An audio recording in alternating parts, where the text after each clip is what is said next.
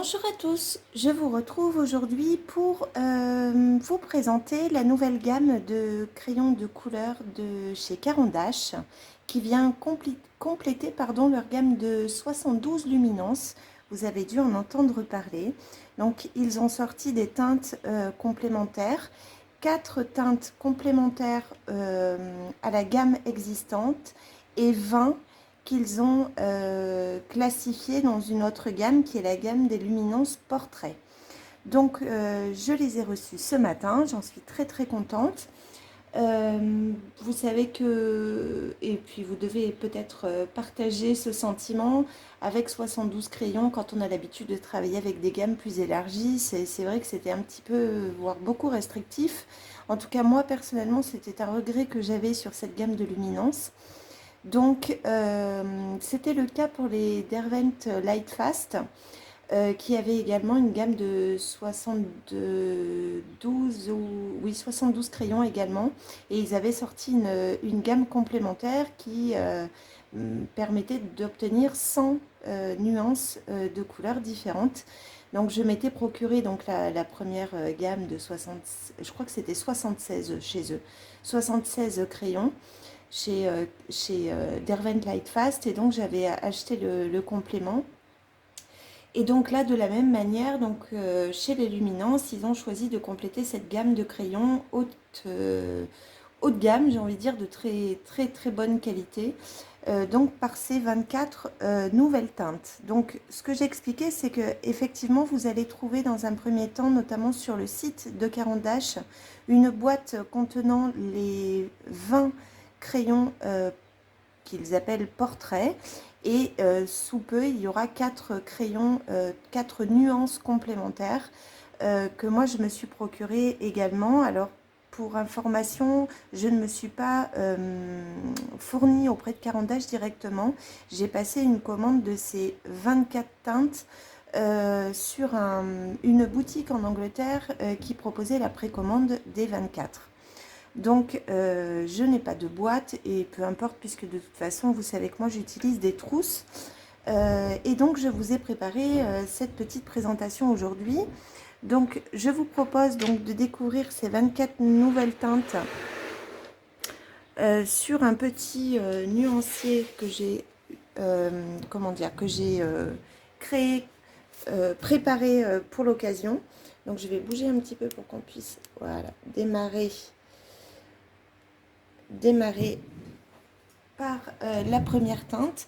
Donc vous le constaterez, j'espère que ça se voit bien à la caméra, il y a des teintes que j'ai écrites en noir, c'est celles que vous allez retrouver dans la boîte portrait, et celles qui sont écrites en bleu, donc vous voyez il y en a 4, c'est celles qui seront complémentaires et bientôt disponibles également sur le site de Caran d'Ache. Alors on va les prendre une par une. Donc d'abord vous avez la teinte Pink White, donc c'est un blanc qui tire vraiment vers le rose, hein, comme son nom le porte. Je ne sais pas si vous voyez bien, je vais voir s'il ne faut pas zoomer un petit peu pour que vous puissiez mieux voir. Donc ça ressemble beaucoup à une des teintes notamment que possède la gamme Lightfast. Ils ont également ce même type de blanc, comment dire, colorisé vers une nuance particulière. Donc ils ont cette gamme de rosé, ils l'ont également en bleu. Donc là on ne la retrouve pas dans la nouvelle gamme de Caran d'Ache, mais ce qui est pas très grave, hein. Donc voilà pour la Pink White. Ensuite, vous avez la teinte Medium Cadmium Yellow, ce qui vient compléter leur gamme de jaune. Il y en a 2. La seconde, c'est le Indian Yellow.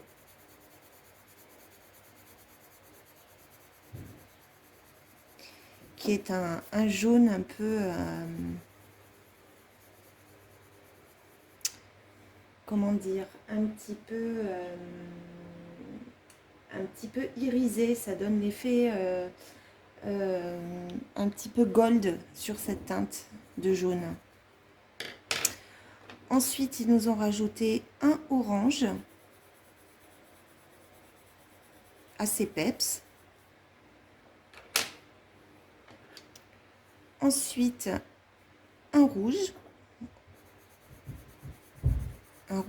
plutôt, alors qui s'appelle Anthraquinone Carmine. Moi, je trouve que ça tire un peu sur la teinte rose, rose framboise un petit peu. Ensuite, vous avez le hibiscus pink, qui est une teinte violette plutôt pâle.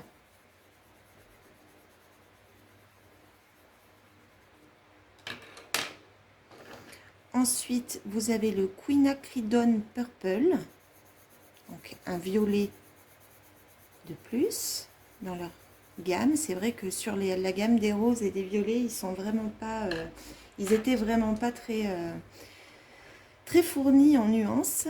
Ensuite, vous avez un bleu de Nîmes qui lui est un bleu qui tire sur le violet.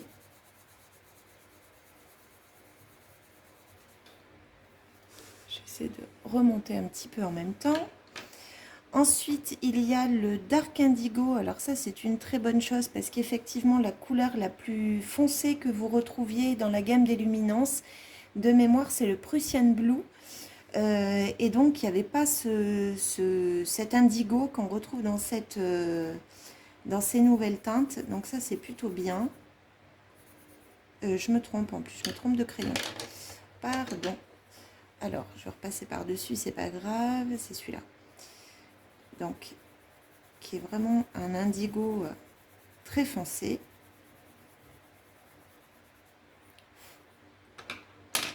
Ensuite, vous avez l'Indanthrone Blue, qui est un bleu également foncé, mais on va dire intermédiaire.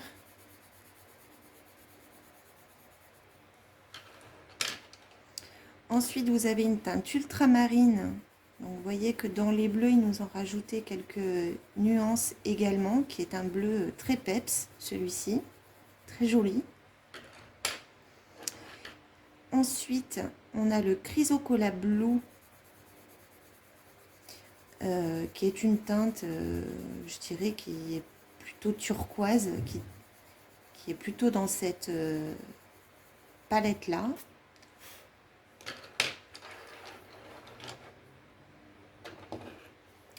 Ensuite, vous avez un jeu de quelques verts, dont celui-ci qui est très foncé et qui fait partie, des teintes complémentaires. Donc les 4 fameuses teintes complémentaires. Vous voyez, c'est un vert vraiment foncé. Ensuite, vous avez le Chromium Oxide Green. Donc moi qui aime beaucoup faire les feuillages, je trouve ça bien qu'ils aient rajouté quelques nuances de vert. Puis le Middle Verdi Gris, qui est un vert qui tire sur le gris. Mais je trouve que, vous voyez, alors c'est comme je vous l'ai expliqué, moi j'ai pas eu comment dire, la boîte. J'ai reçu mes crayons donc dans une enveloppe. Et du coup, je les ai retriés et réorganisés également au sein de la gamme complète. Et donc, je trouve que la déclinaison des 3 est juste super jolie. C'est la raison pour laquelle je les ai mis côte à côte. Et ensuite, on va aller sur des teintes peau beaucoup plus classiques. Donc là, vous avez l'Herculanum Red, qui est une teinte assez rose saumon, je dirais. Ensuite, je remonte pour le violet pink, ici.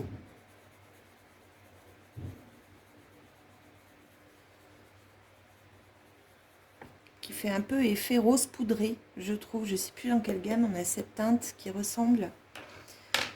Peut-être bien dans les Holbein, d'ailleurs, je suis en train de me dire. Ensuite, donc là aussi, c'est une teinte que vous retrouvez dans la gamme complémentaire. Vous voyez qu'il est en bleu et c'est le Dark Flesh. Donc là, pour travailler sur des peaux foncées, c'est super bien. Et vous l'avez en différentes déclinaisons, ce Dark Flesh. Donc là, on a le Dark Flesh classique. Ensuite, vous avez le Dark Flesh 40%.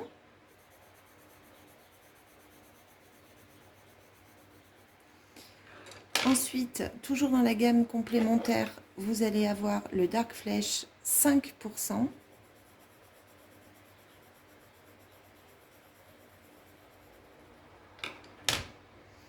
Puis, vous allez avoir un Light Flesh 10%, que j'aime beaucoup, j'adore cette couleur.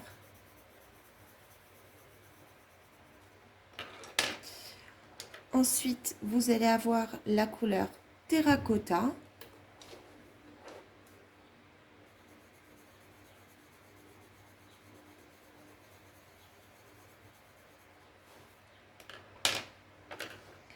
La Natural Russet qui vient compléter la couleur Russet qui existe déjà dans la gamme.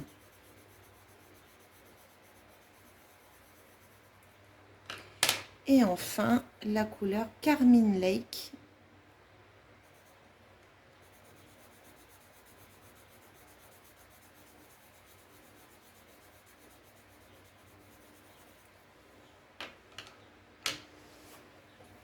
Et voilà pour ces 24 nouvelles teintes. Alors, je vais dézoomer pour que vous ayez un visuel le plus complet possible.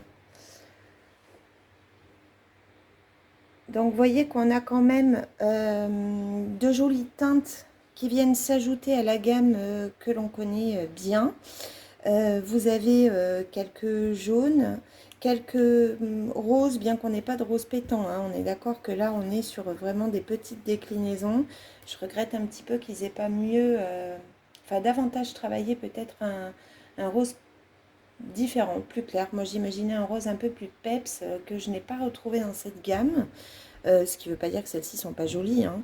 Ensuite, ils nous ont rajouté donc des bleus, des verts, et puis bien sûr toute une déclinaison de peau que je trouve vraiment très intéressante pour compléter leur gamme. Alors pour vous donner un petit ordre d'idée, j'ai recréé mon nuancier en y intégrant donc les nouvelles déclinaisons. Donc ce qui va permettre de voir un petit peu les 100 couleurs.